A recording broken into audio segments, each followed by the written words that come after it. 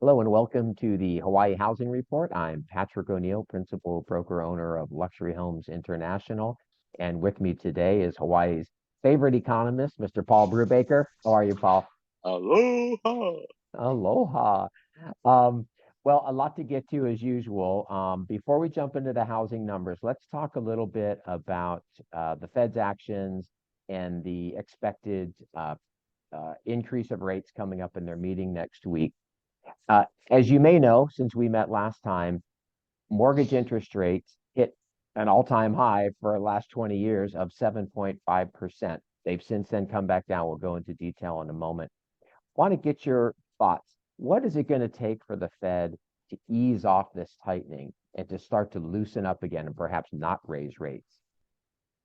I may be the last guy in the room that thinks this, but I don't think the Fed actually has to do anything at this point. Me personally, I concede I may be in a minority. I'm not sure that's true, but I think they've probably done enough, or they're so close to having done enough that they passed last meeting. They didn't change the target rate.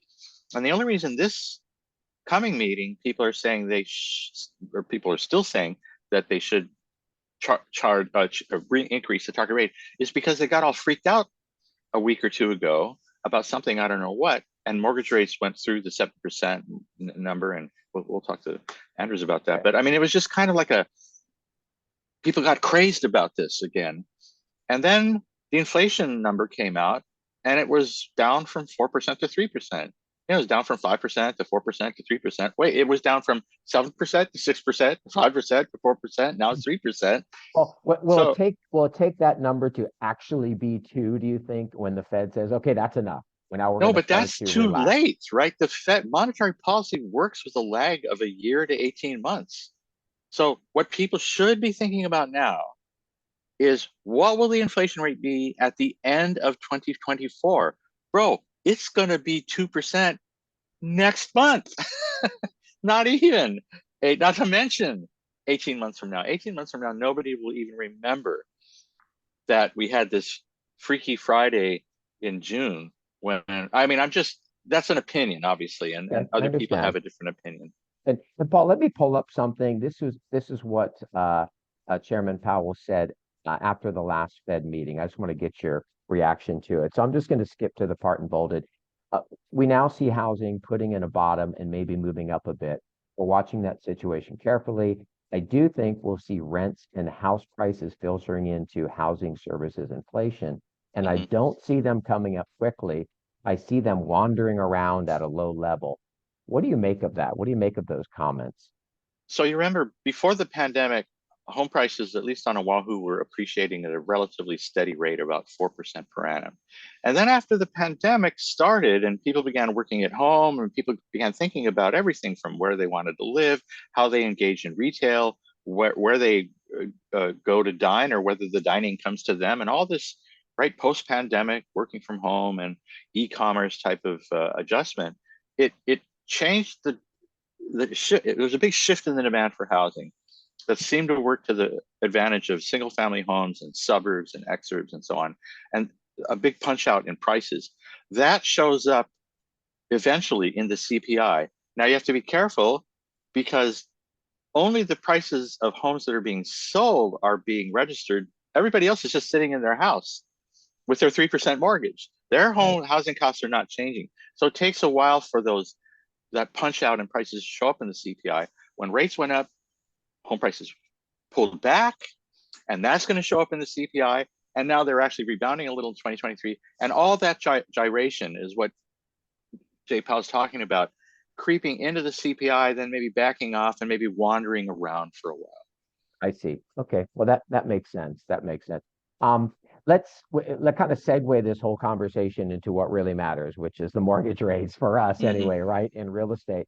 So let's bring in Anders Hostelli, Senior Vice President at Guaranteed Rate. Anders, how's it going today? Great. How you guys doing? Good.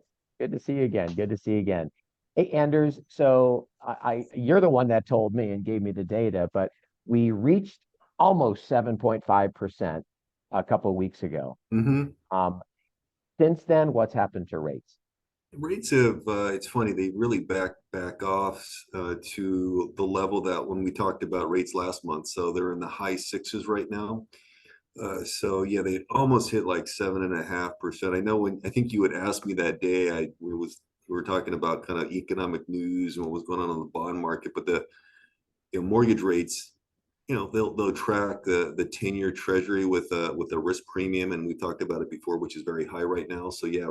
rates had really kind of jumped up, but yeah, now they're back down to this level that you're showing right now in the Freddie Mac Yeah. survey.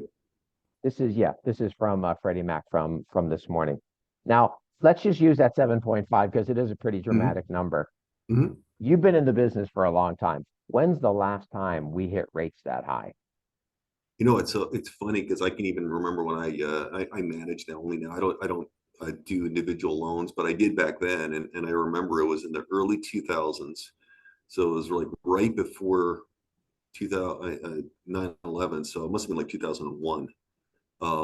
So yeah, over 20 years ago. About that. Well, Yeah, it yeah, doesn't go back up there again. yeah. Um, and then you had also mentioned before, and I've heard more and more about this, that the regional banks seem to be pulling back on some of their programs or really cranking up the rates on things that are portfolioed. Are you still seeing that happen? Yeah, I'm still kind of seeing that. But I guess, as time goes by, it just seems a little bit more normal. We're getting used to that. But Hmm. there's been times in the past where, portfolio or jumbo rates, which are rates above the conforming Fannie Freddie uh, conforming limits, were actually better than a Fannie Mae or Freddie Mac loan. But it's definitely not the case right now.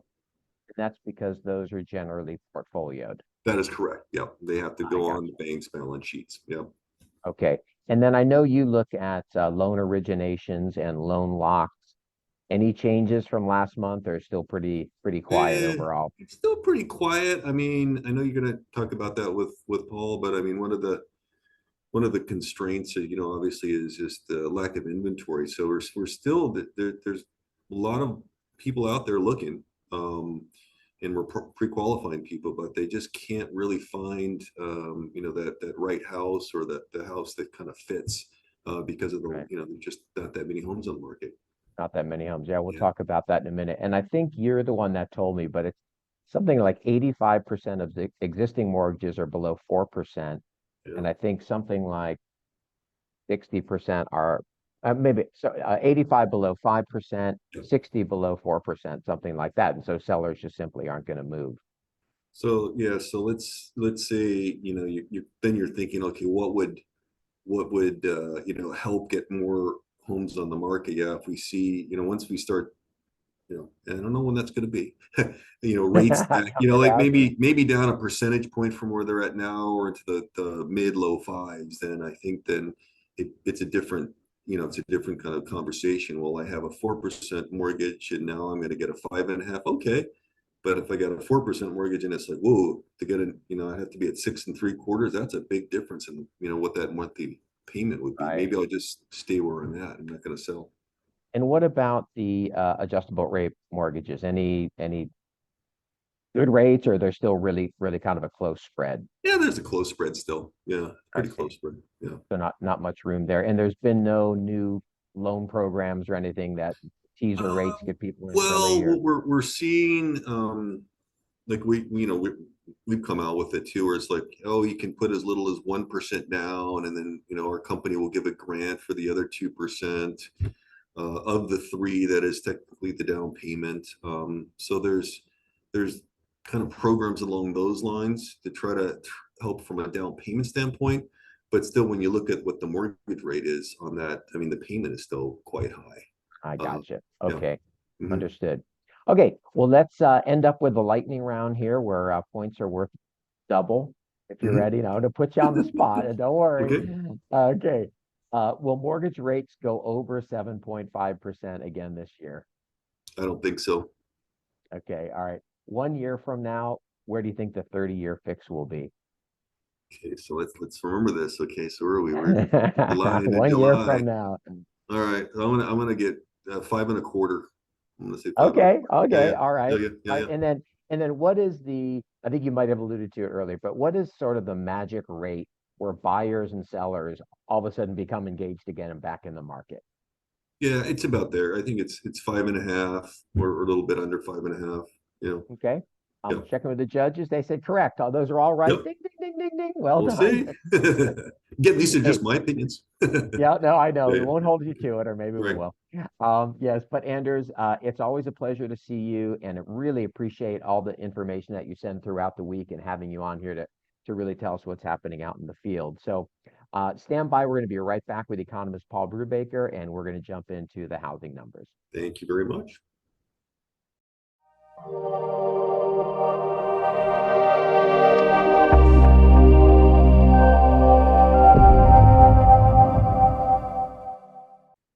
And we're back with economist Paul Brewbaker, the Hawaii Housing Report. I'm Patrick ONeill. And a big thanks to Anders Hostelli, Senior Vice President at Guaranteed Rate. Paul, it's great to have him on, isn't it? And hear the Every data. time. Yeah. Okay, so let's go ahead and jump into the housing data. This is the latest data from the Honolulu Board of Realtors. And we're going to start off looking at the closed sale numbers. And this is very similar to what we've been seeing. This is the year over year change, but I want to focus on the year to date, which is a bigger data set. We can see down at the bottom. We can call it's down 35% for homes, 35% for condos. In the last time we had annual declines, or I should say the biggest annual decline we've had in the past was the crash of the Japanese bubble period. 1991, the annual decline in closed sales was 30%. We're tracking above that now.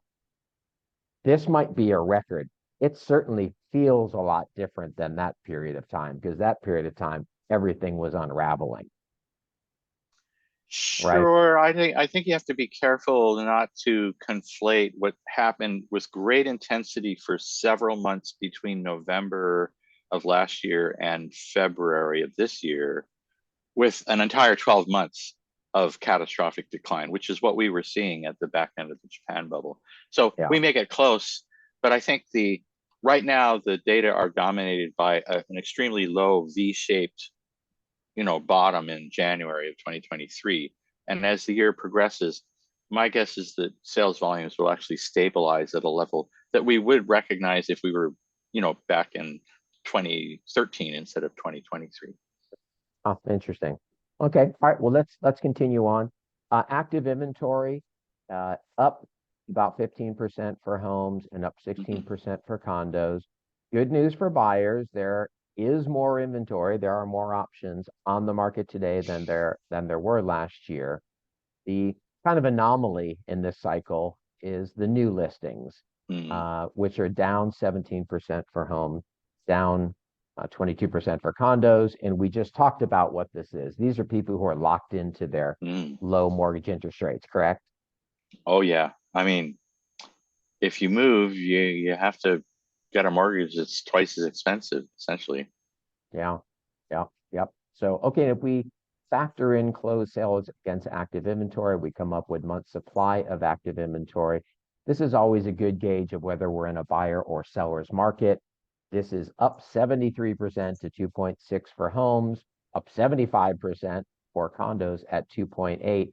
Still a number that generally you and I would say is more of a seller's market, right? In the historical context, you would say that 2.5 to 3 months of inventory is fairly tight, but given where we've been recently, most recently, yeah, it is a bit of a pileup. It is a kind of a miniature train wreck, if you will. Yeah. I don't think we're going to go, we're not going to have, you mentioned 1991. In the early 1990s, we got to 24 months of inventory.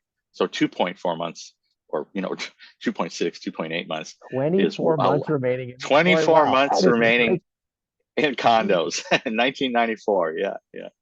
Yeah, that's what it felt like. I remember that well, right? That was Thumbs Up Hawaii campaign. Thumbs Up Hawaii.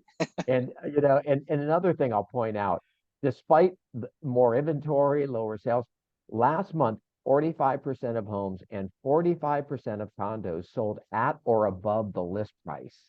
I mean, that is a tight market, or a good market for sellers, I would say, in some ways. Yeah, we are in a different world for other reasons. For example, 30 years ago, if we talk about, 1992, 93, 94, 30 years ago, the boomers were buying their first house. Mm-hmm. Make a mental note of that for a second, because they're going to be making a different set of decisions about their house over the next decade or so. Yeah, I understand.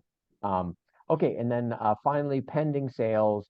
It's been over a year that we've been in these double-digit figures, but pending sales, you're just giving us more of what's going to come next month. Not much change there, right? Not any really big surprise there.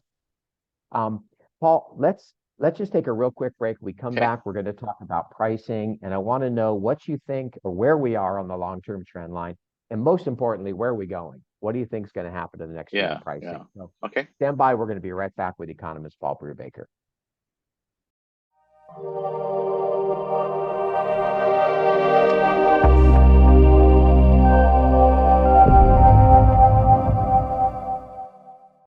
All right, and we're back with economist Paul Brewbaker. I'm Patrick ONeill of Luxury Homes International. And Paul, let's jump back into the statistics from the Honolulu Board of Realtors, and we're going to look at pricing.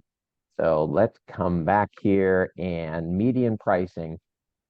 So as we start to look through this, we can kind of see, I would call it's flat. Year over year, prices are down for condos and homes at 4.5%. Median price for homes year to date down 5.5 and 3% for condos. Where are we in terms of long-term trend line, and what do you kind of see happening as we move forward? A lot of uncertainty out there, and I feel like I need to go back and frame that in the context of what we were talking about with Anders earlier about what the nature of uncertainty and risk is as we observe it in the mortgage rate environment. So your graphs from your tables from the Board of Realtors, of course, change every month. My graphs only change if I change them. This is a slightly older one. I think we looked at it last month, but it shows the difference between the mortgage rate and a 10-year Treasury note yield, a risk-free rate. And that differential has widened from about 1.7% to 1.7 percentage points to about 3 percentage points. So the 7% mortgage rate we were talking about earlier is a lot farther away from the 4% 10-year Treasury note yield that occurred at the same time than would have been the case historically. Historically, a 4% 10-year Treasury note yield would be associated with a 5.5% mortgage, not a 7% mortgage. And that whole spread, you refer to that as that's the risk premium that the marketplace is putting on mortgages right now. Exactly. It could be an inflation risk premium, but I don't think anybody believes that we're at that much risk of inflation. Obviously, the Fed has acted very aggressively to tamp it down, and the Fed acts credibly now. We believe that the Fed knows what it's doing. Excuse me. It could be expected inflation itself. That is, if we expect 5% inflation over the next 10 years instead of 3%, or an additional 1.5 percentage points specifically, that could show up. Well, no, that's not true. That would show up both in the 10-year yield as well. So it can't be that. So you're right. It's a pure risk premium. And as a consequence, knowing that lenders are having some trouble facing the implications of the collapse of Signature Bank, First Republic, and the first one in that row of dominoes, Silicon Valley Bank, back in March. And there's sort of the reverberation that went through the medium to medium large sized regional banking industry. Lending officers at banks have tightened their standards, and they've tightened them. We talked about jumbo loans with Anders, where you see an upward movement in this index is a tighter credit condition on the left side of the screen in mortgage lending. And you can see something I keep bringing into the picture, even though we're talking about residential real estate, how tight conditions are in commercial real estate lending. That's that's just, people are just shutting the front door on that. Right. Now, the sales volume drop we talked about, which is the upper series here, Oahu home sales, existing home sales, you can see in that bar the relationship between the increase in the Fed funds target, that's the Fed's instrument of monetary policy, and the V-shaped drop in home sales that you and I were just talking about, and how after this initial bounce, that's January, after the bounce, my guess is that sales settle into a zone here that's not unlike 2013 or 2012. So, the good news, if we're talking about, this is a whole a setup for the outlook, as you say. Yes, yes. The good news is that it looks like we're setting up the bottom for the beginning of the next rise, the next escalator ride over another, with any luck, over another decade or so. And as a consequence, we would expect, other things equal, of course they're not, but other things equal, we'd expect convergence to this long-term appreciation rate that we see in single-family home prices and condominium prices, median prices for existing home sales. But in fact, the post-pandemic environment of the last several years has created shockwaves that we're still trying to understand. Some of them are showing up in inflation, of course. And the uncertainty about how much different the post-pandemic world is compared to the one we thought we knew pre-pandemic is why making a forecast or agreeing on an outlook is so complicated. So for example, your question originally was about how is this playing out with valuations? We were looking at the data, down 3% year to date, down 5% year over year. Well, it's a more non-linear, it's a more roller coaster-y ride than that.